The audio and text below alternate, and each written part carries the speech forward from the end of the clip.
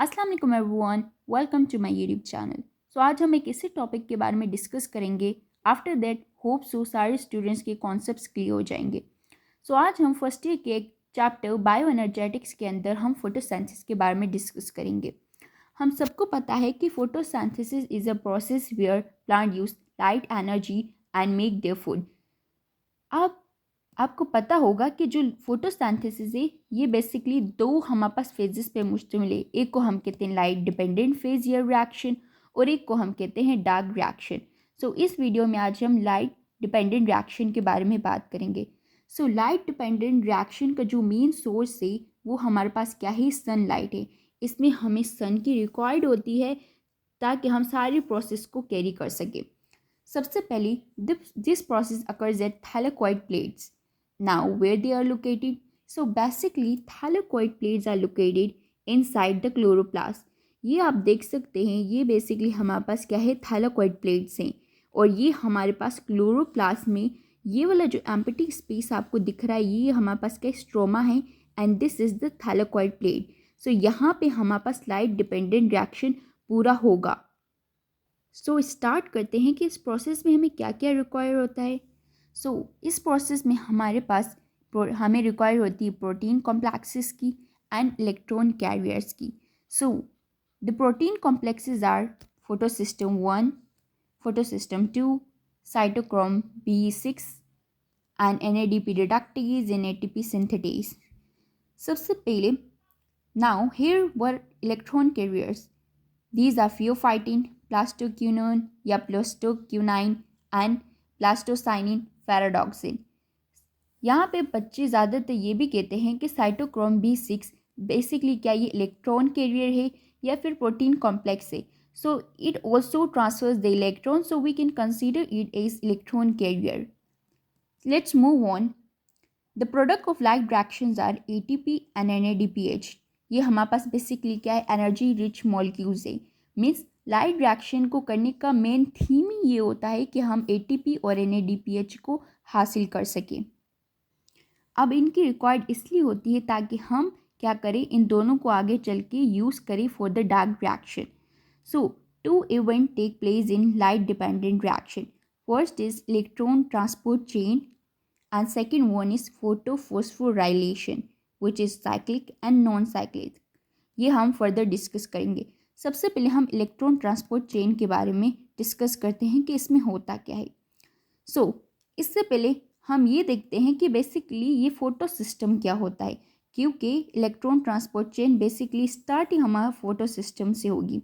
So photo system basically हमारे पास thylakoid membrane में present होते हैं, जहाँ पे जब सनलाइट गिरती है तब हमारे पास एनर्जी ट्रांसफर्ड होती है एंड इलेक्ट्रॉन वहाँ से एक्साइटेड होता है। तो अगर हम जूम आउट करें फोटो सिस्टम के एक स्ट्रक्चर को, सो इट्स लाइक दिस। ये बेसिकली हमारे पास एक फोटो सिस्टम का स्ट्रक्चर है। ये जो आपको येलो येलो आपको दिख रहे हैं ये बेसिकली हम इसको हम कहते हैं antenna complex. This one and this one is known as an antenna complex and the center one is known as the reaction center। So antenna complex में हमारे पास क्या होते हैं, पिगमेंट्स मौजूद होते हैं। These can be chlorophyll B, xanthophyll, carotenoid and same here। अब जो ये रिएक्शन सेंटर है ना, इसके अंदर हमारे पास क्लोरोफिल A मौजूद होता है। सो व्हाट हैपन्स, जब हमारे पास सनलाइट गिरती है तब क्या करते हैं, ये मॉलिक्यूल्स आपस में क्या करते हैं, इस एनर्जी को लेते हैं, सनलाइट की एनर्जी को लेते हैं। फिर लेके क्या करते हैं, ये जो हमारे पास फॉर एग्जांपल ये फर्स्ट ऑफ ऑल ये मॉलिक्यूल क्या करेगा, सनलाइट की कुछ वेवलेंथ को अपने अंदर एब्जॉर्ब करेगा और फिर जो बच्ची कुची वेवलेंथ होगी वो इसको ट्रांसफ़र करेगा। फिर जो ये एब्जॉर्ब करने के बाद जो बच्ची कुची होगी वो इसको ट्रांसफ़र करेगा, इसको ट्रांसफ़र करेगा, इसको ट्रांसफ़र करेगा, इसको ट्रांसफ़र करेगा, करते जाएगा। फिर आखिर में क्या करेगा, क्लोरोफिल को देगा। अब यहाँ एनर्जी ट्रांसफ़र बच्ची कुची का मतलब है कि जो इसकी एबिलिटी होगी ना कि ये कितनी वेवलेंथ को एब्जॉर्ब कर सकता है, वो एब्जॉर्ब करके बाकी आगे ट्रांसफ़र कर देगा। ठीक है, जो इसने एब्जॉर्ब करनी थी वो इसने कर ली। अब बाकी जो जितनी भी रहती है 360, 370 एंड वॉट एवर वो ये एब्जॉर्ब करेगा। ये एब्जॉर्ब करने के बाद इसने जितनी करनी थी वो कर ली। अभी आगे से ट्रांसफ़र करते जाएंगे, फिर आखिर हमारे पास क्लोरोफिल A को दे देंगे जो हमारे पास रिएक्शन सेंटर में मौजूद होता है। सेम केस यहाँ होगा कि ये क्या करेगा, सनलाइट की एनर्जी को एब्जॉर्ब करेगी ये पिगमेंट्स, फिर क्या करेंगे, ट्रांसफ़र करते जाएंगे और फिर हमारे पास ये क्लोरोफिल को दे देंगे। अब क्या होगा, क्लोरोफिल जब ये एनर्जी को लेगा तो ये बहुत एक्साइटेड हो जाएंगे। एक्साइटेड, इसके इलेक्ट्रॉन्स एक्साइटेड होंगे और फिर ये अपर स्टेज में क्या करेंगे, जंप करना शुरू करेंगे। And we can see here the 2 electrons are excited, और फिर ये क्या करेंगे, इन लोगों ने जंप आउट कर दिया है बाहर। होप सो आपको ये वाला पार्ट समझ आया होगा। सिंपली इसमें क्या हो रहा था, हमारे पास ये बेसिकली फोटो सिस्टम कंसिस्ट था हमारे पास antenna complex, this one and this one antenna complex, and the center one is a reaction center. So it consists of antenna complex and reaction center with where it what is it doing, it's just gaining the light of sun, energy of sun and just transferring, and फिर आखिर में क्या कर रहा है, ये हमारे पास chlorophyll को दे रहा है। ठीक है, अब यहाँ पे ये हम स्टॉप करते हैं और फिर यहाँ पे आते हैं कि हम देख सकते हैं ये हमने इस फोटो सिस्टम ने क्या किया, इस एनर्जी को गेन कर लिया। बेसिकली जो प्रोसेस होता है वो फोटो सिस्टम हमारे पास 2 से स्टार्ट होता है। यहाँ पे हमने देखा इलेक्ट्रॉन एक्साइटेड हो गया, ये वाला केस जैसे मैंने आपको बताया इलेक्ट्रॉन एक्साइटेड हो गया, तो ये फर्दर हम देख रहे हैं इलेक्ट्रॉन एक्साइटेड हो गया तो हमारे पास प्राइमरी इलेक्ट्रॉन एक्सेप्टर जो फियोफाइटिन है वो इस इलेक्ट्रॉन को कैरी करेगा। इस इलेक्ट्रॉन को कैरी किया, फिर ये क्या करेगा, इसको ट्रांसफ़र करेगा प्लास्टोक्यूनिन या प्लास्टोक्यूनाइन की तरफ। फिर ये क्या करेगा, साइटोक्रोम BF को ट्रांसफ़र करेगा। फिर ये क्या करेगा, बेसिकली हमारे पास प्लास्टोसाइनिन को ट्रांसफ़र करेगा। अब प्लास्टोसाइनिन क्या करेगा, ये इसको हम कहते हैं इलेक्ट्रॉन डोनर। ठीक है, इसको हम इलेक्ट्रॉन कैरियर भी कहते हैं, डोनर भी कहते हैं। अब कैरियर इसलिए कहते हैं क्योंकि ये साइटोक्रोम BF से इलेक्ट्रॉन को कैरी करता है, एंड डोनर इसलिए कहते हैं because it donates electron to the photosystem 1। ये इलेक्ट्रॉन फोटो सिस्टम को डोनेट करेगा। सेम केस यहाँ पे होगा, फिर फोटो सिस्टम 1 इलेक्ट्रॉन को एक्साइट करेगा, फिर क्या होगा, हमारे पास इलेक्ट्रॉन एक्साइटेड हो जाएगा, फिर यहाँ पे प्राइमरी इलेक्ट्रॉन एक्सेप्टर इस इलेक्ट्रॉन को लेगा, फिर वो प्राइमरी इलेक्ट्रॉन क्या करेगा, एक्सेप्टर इस इलेक्ट्रॉन को एक्सेप्ट करेगा, फिर ये हमारे पास फेराडॉक्सिन को देगा। अब फेराडॉक्सिन क्या करेगा, ये इलेक्ट्रॉन को ट्रांसफ़र करेगा NADP की तरफ जो हमारे पास स्ट्रोमा में मौजूद होते हैं। अब ये NADP क्या करेंगे, इस इलेक्ट्रॉन को लेंगे और क्या करेंगे, स्ट्रोमा में H+ आयन को कैरी करेंगे। कैरी करने के बाद क्या करेंगे, NADPH रिडक्टेज की मदद से हमारे पास क्या बनाएंगे, NADPH बनाएंगे। अब नाउ ये NADPH रिडक्टेज क्या है, सो बेसिकली NADPH रिडक्टेज हमारे पास NADP रिडक्टेज हमारे पास एक एंजाइम है जो हमारे पास थैलेकॉइड मेम्ब्रेन में प्रेजेंट होता है। अब इस एंजाइम की मदद से हमारे पास NADPH बनेगा। अब जो ये हमारे पास NADPH बनेगा ये हमारे पास थैलेकॉइड की मेम्ब्रेन पे बनेगा, where is then it releases to in the stroma, फिर ये स्ट्रोमा में हमारे रिलीज हो जाएगा। अब नाउ ये हमारे पास डार्क रिएक्शन में काम आएगा। अब हम देखते हैं कि ATP कैसे बनता है। बिफोर दैट मैं आपको सारा पढ़ के भी सुनाती हूँ। The process start from thylakoid which is present in chloroplast. So आप यहाँ पे करेक्ट करें, ये क्लोरोप्लास्ट है which is present in the chloroplast, जो एक प्लास्टिड होता है, क्लोरोप्लास्ट ऑफ प्लांट लीव्स। ठीक है, when light energy falls into the leaves then plant captures it in a particle nature. When light strikes at the thylakoid membrane, the PS2 जिसको हम P680 कहते हैं। अब नाउ हम इस P680 क्यों कहते हैं, क्योंकि हमारे पास ये 680 की वेवलेंथ को एब्जॉर्ब कर सकता है, दैट्स वाई। ठीक है, स्टार्ट फंक्शनिंग फर्स्ट। PS2 क्या करता है, फर्स्ट फंक्शन परफॉर्म करता है। The antenna complex of P680 pigment starts capturing light energy and start transferring to another pigment. At the end, all energy is transferred to reaction center which contain chlorophyll as P680 captures electron, become excited, begin to move out of chlorophyll. ये हमने पढ़ा, क्या करेगा, electron क्या करेगा, excited होगा और chlorophyll से क्या करेगा, एक्साइट हो जाएगा। The electron is captured by primary electron acceptor called pheophytin, then to transfer to plastoquinone, then cytochrome BF, then to plastocyanin. इसको हम क्या कहते हैं, मैंने आपको बताया इलेक्ट्रॉन डोनर कहते हैं। The P then 2ps1। ये आपको सारा समझ आया कि पहले इलेक्ट्रॉन फियोफाइटिन के पास जाएगा, फिर इसके पास जाएगा, फिर साइटोक्रोम बीएफ के पास जाएगा और फिर प्लास्टोसाइनिन के पास जाएगा। ठीक है, अब हम यहाँ देखते हैं साइटोक्रोम बीएफ का फंक्शन क्या है। यहाँ पे एक पर्टिकुलर फंक्शन भी होता है which is that when electron is transferred the cytochrome BF gets activated. जब आपको पता है इलेक्ट्रॉन ट्रांसफ़र हो रहा होता है फ्रॉम द प्लास्टोक्यूनिन से साइटोक्रोम की तरफ, तो ये एक्टिवेट हो जाता है साइटोक्रोम। फिर ये क्या करता है, एक्टिवेट होने के बाद इसको में सिग्नल मिल जाते हैं और ये क्या करता है, स्ट्रोमा में जो हमारे पास H+ आयन होते हैं ना, इन स्ट्रोमा में H+ आयन को क्या करता है, कैरी करता है, इनको जमा करके हमारे पास थैलेकॉइड की ल्यूमिन के अंदर जमा कर देता है। ठीक है, ये ग्रेडियंट मेंटेन करता है, थैलेकॉइड के अंदर जमा कर देता है by energy of electron and it collects the H+ ion from stroma into lumen of thylakoid. तो आपको ये वाला पार्ट समझ आया। सो यहाँ पे मैंने पूरा मैकेनिज्म ऑफ फोटोसिस्टम 1 का समझाया, ये मैंने आपको एक्सप्लेन कर दिया था। अगर आपको रिटन में चाहिए, so I have written here, you can take a screenshot from here if you want to right.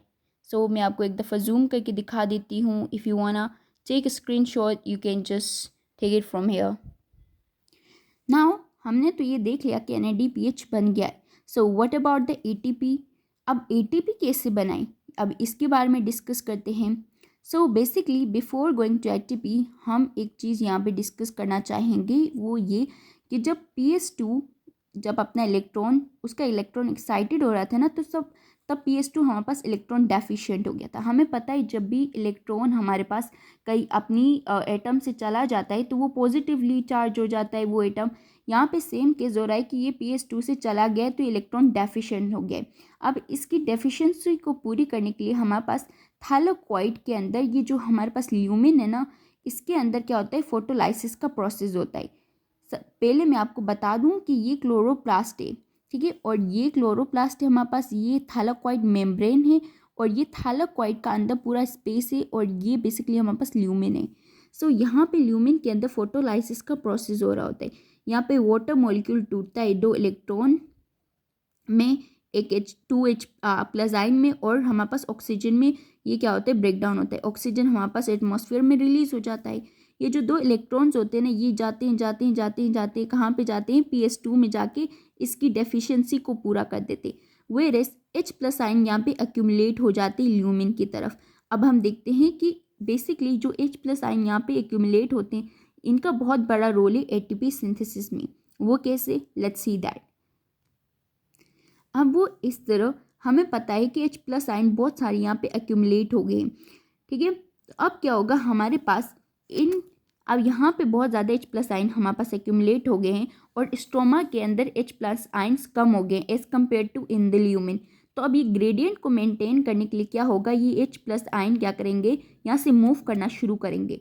जब ये यहाँ से मूव करेंगे ना, तो यहाँ पे हमारे पास एक पार्टिकल प्रेजेंट होगा जिसको हम क्या कहते हैं, ऑक्सीजोम्स कहते हैं। हेड को हम F1 पार्टिकल कहते हैं और टेल को F0 पार्टिकल कहते हैं। ये बेसिकली बहुत बड़ा रोल प्ले करता है हमारी ATP सिंथेसिस के लिए। अब क्या होगा, जब यहाँ पे हाइड्रोजन मूव करना शुरू करेंगे ना आउट, ताकि ये स्ट्रोमा में आ जाए, तब ये क्या करेंगे, जैसे ये यहाँ से मूव करना शुरू करेंगे बहुत तेज़ी से, इतनी तेज़ से यहाँ से मूव करना शुरू करेंगे कि यहाँ पे हमारे पास पोटेंशियल एनर्जी क्रिएट हो जाएगी।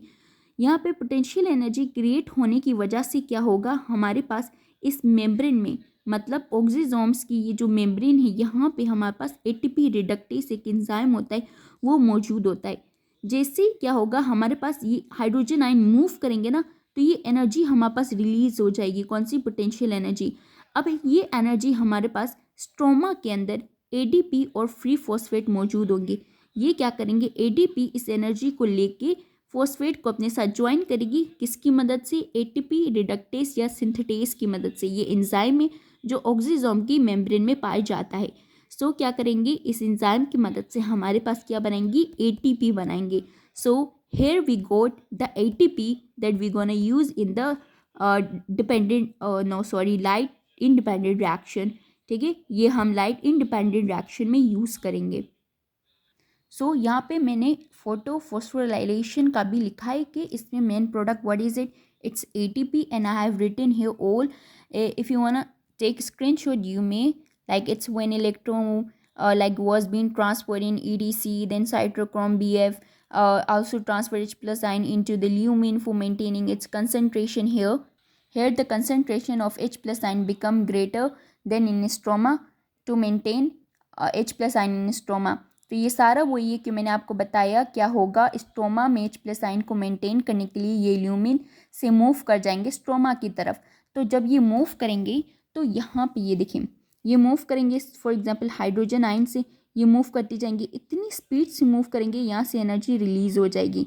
अब ये जो एनर्जी होगी ना इसको कैरी करेगा कौन, हमारे पास ADP कैरी करेगा और ये क्या करेगा फोस्फेट को अपने साथ मिलाएगा, ठीक है, ATP से रिडक्टेस या सिंथेटेस की मदद से, और what we will get the ATP।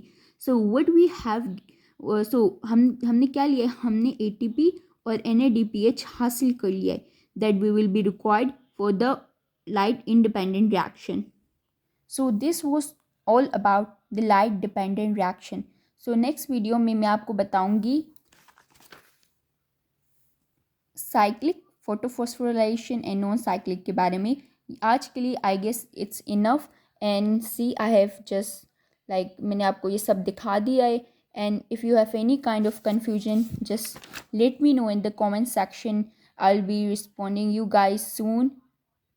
So this was all about the light dependent reaction and really hoping that आपके सारे concepts clear होंगे. If not then आप comment करें, I will be answering to you guys.